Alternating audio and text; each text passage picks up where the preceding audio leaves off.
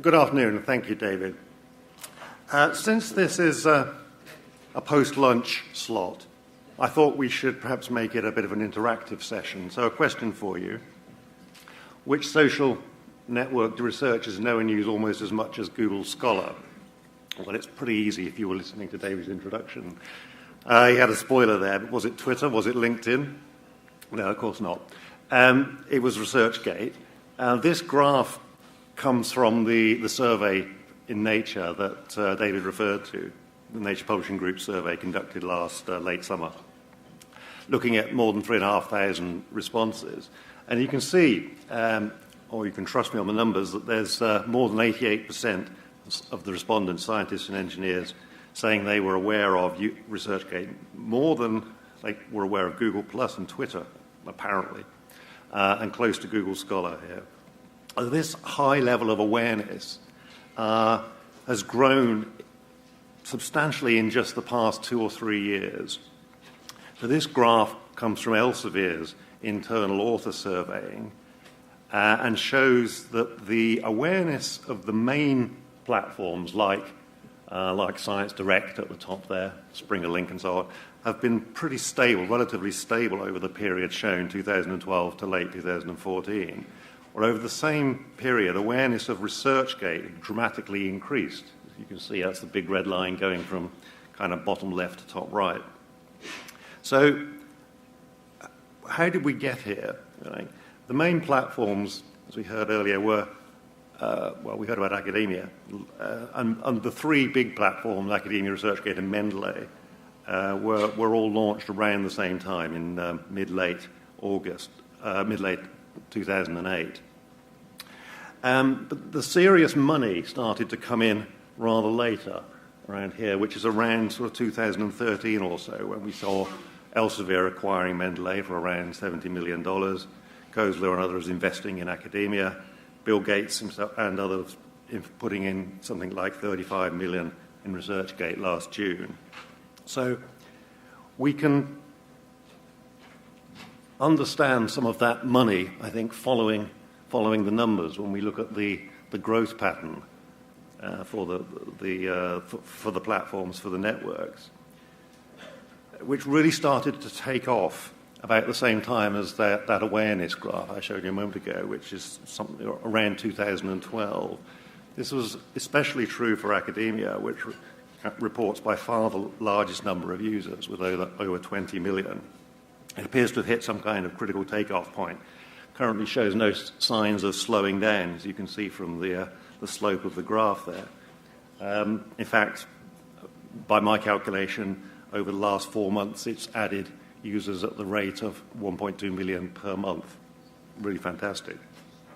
So, a quick rundown on 3 or 4 of the sort of bigger or more interesting platforms. As I just noted, academia has by far the largest number of users, but it's actually got rather lower number of uploaded documents, at least compared to Mendeley, for instance. So when I did the arithmetic, it was about 0.27 of an upload per user compared to 123 uploads per user on Mendeley.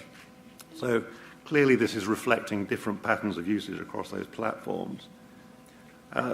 For academia, I'm seeing a user focus around discovery and around analytics, such as the user's profile, number of views, downloads, and so on, and I'm sure we'll hear more about that later. Mendeley focuses more on the researcher and author workflow and tools, including collaborative aspects, management of references, organization of the literature, and so on. ResearchGate, which now employs over 120 people, feels in some way rather more like LinkedIn than the others, with emphasis on professional networking tools. Users can endorse others for particular skills. For instance, the homepage shows your network activity. There's quite a lot of positive reinforcement through your network along the lines of so-and-so has just cited you, and so on. And then lastly, much smaller and more recently launched is Colwiz.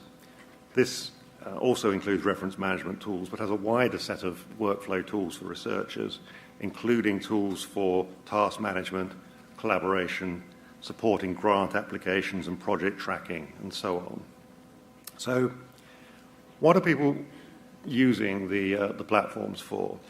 If I go back to the Nature survey again, we can see this radar graph looks at 12 factors that respondents were offered as a reason, or their activities that they were using the networks for. In this case, it's ResearchGate.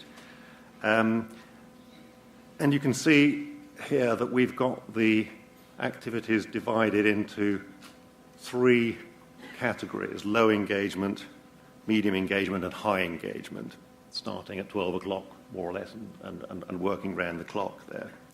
So in the low engagement area, we see the biggest peak by far,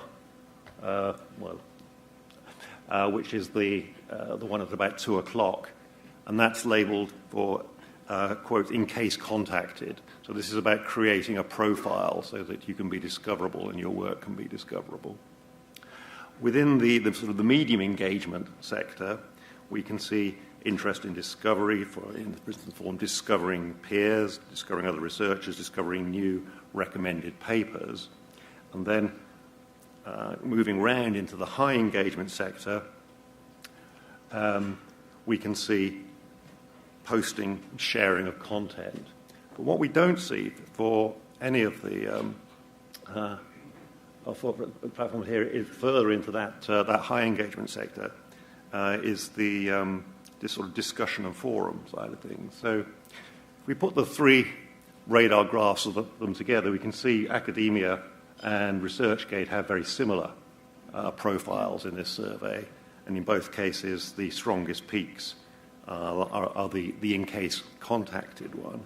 Mendeley is showing a somewhat different pattern, smaller numbers, with peaks around content links, sharing content links, and discovering recommended pages. But all of them show the same thing in terms of very little use of discussing or commenting on research. So these, as Daniel Clare said, was quoted in the article, these are tools that people are using to raise their profiles and become more discoverable, but then and other things, but they're not community tools of social interaction. And I think we can sort of see that here, at least in what they're saying. So here are a few things that the researchers say about the use of the networks, and they reflect a sort of variety of different kinds of use. So these first 2 are about discovery, finding articles and links and so on. The next 2 are about using the tools for reference management and so on.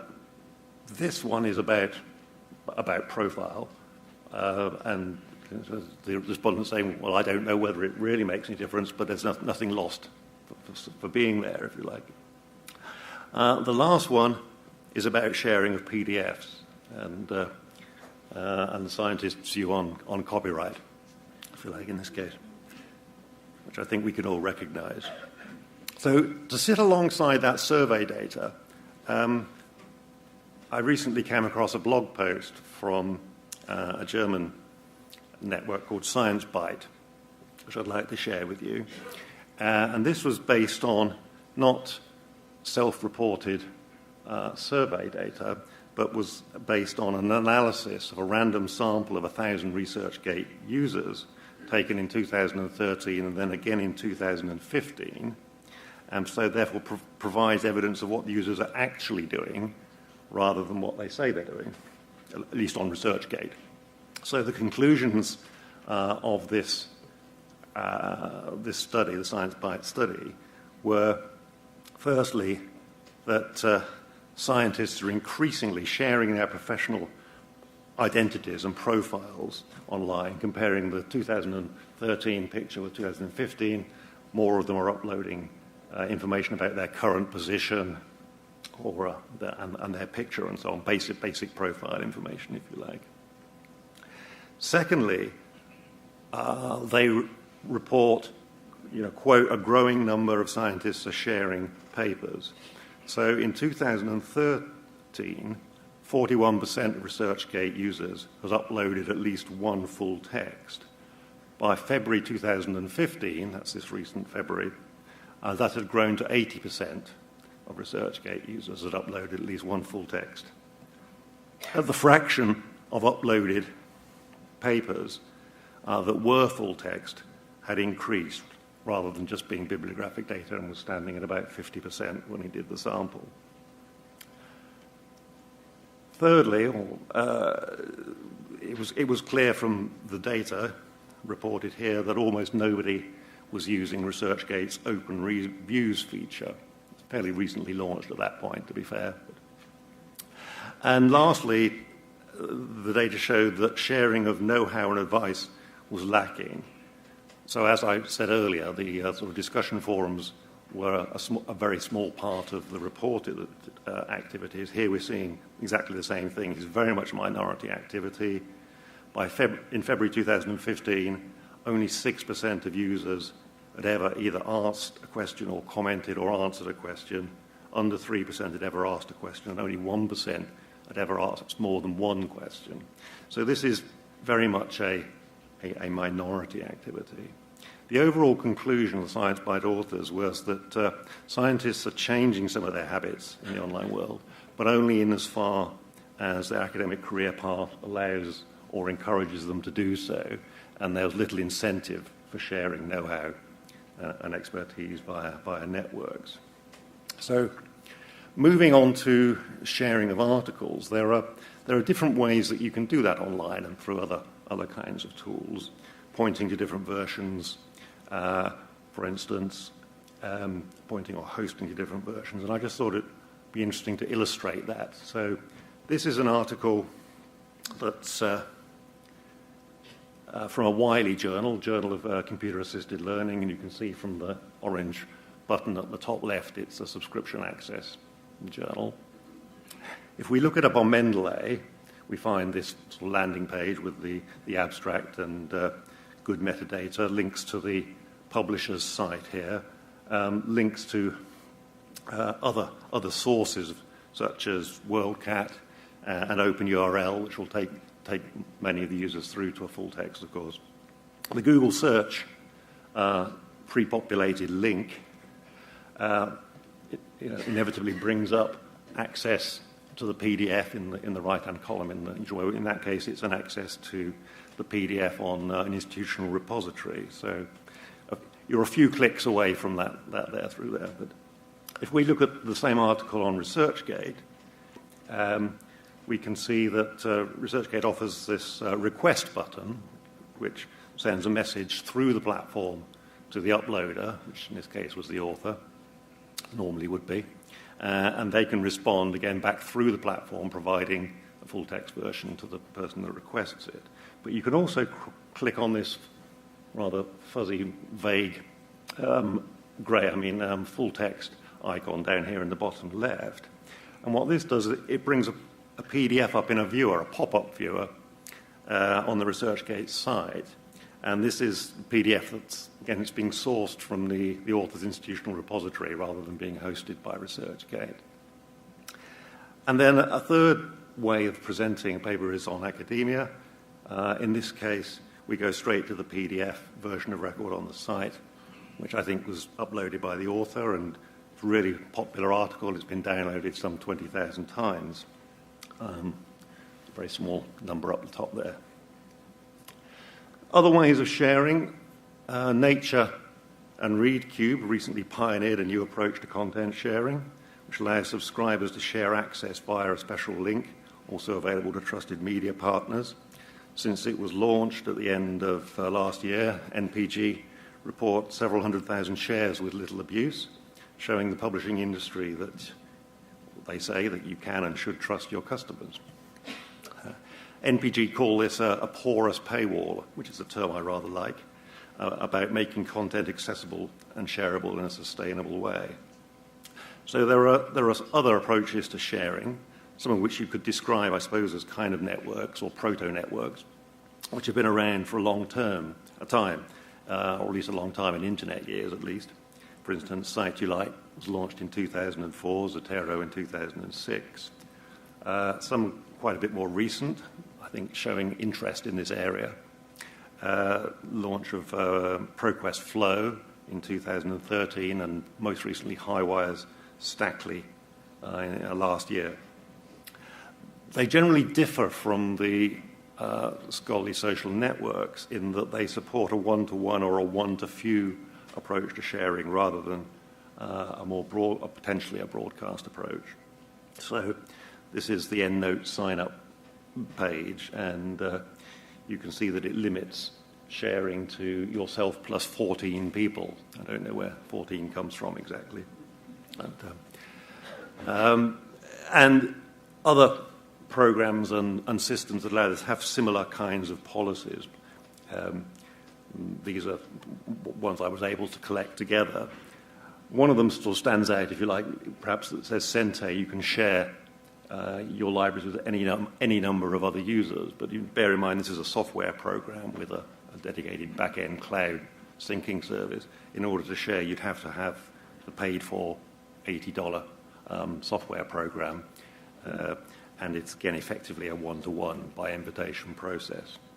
So it's already been alluded to, but as many will know, the STM is proposing a common set of principles to govern these kinds of sharing through platforms and systems and tools of this kind.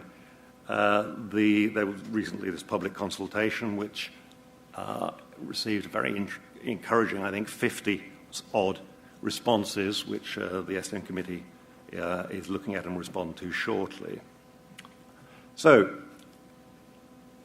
there are other things that platform owners can do if they build a large corpus database of uploaded documents.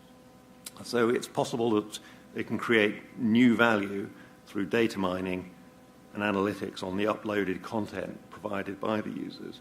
And it's possible that some of these services might be monetized, while others might simply be used to add value to the platform for its users.